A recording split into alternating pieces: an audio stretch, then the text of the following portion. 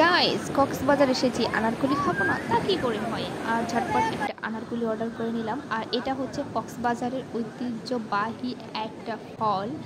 আমি আগে কখনো দেখি নাই, আমিও নেটে দেখেছি যারা কক্সবাজার আসে এটা খায়, বাট আমিও ফার্স্ট টাইম ট্রাই করব কেমন হয়েছে এই ফলটা। আর এটুকুন একটি তার দাম নাকি 40 টাকা। ঝটপট অর্ডার করে এখন বানাতে দিলাম ছেলেটার কাছে।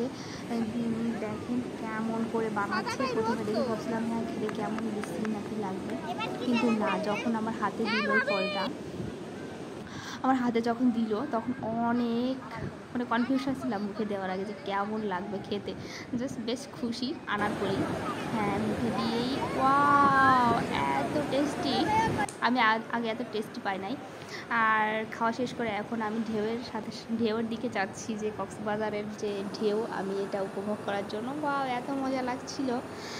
আর ঢেউয়ের সাথে পা উপর দিকে দিয়ে হাঁটতে এত সুন্দর লাগে। আপনারা যদি না আসেন কক্সবাজারে তাহলে এই ফিলিংসটা অবশ্যই পাবেন না।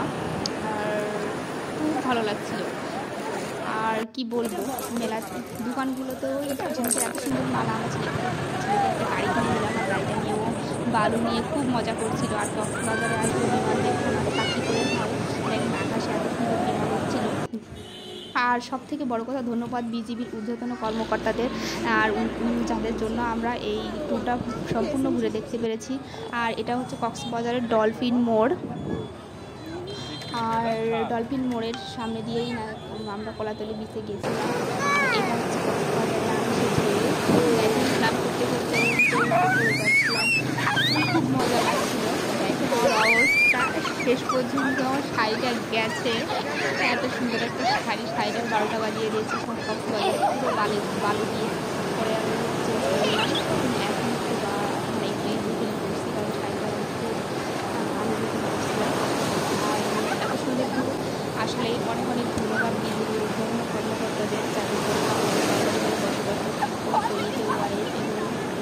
শরীররা একসাথে যে এত সুন্দর একটা ভ্রমণ করেছি। অনেক অনেক ধন্যবাদ বিজিবিকে। আর থ্যাংক ইউ অনেক।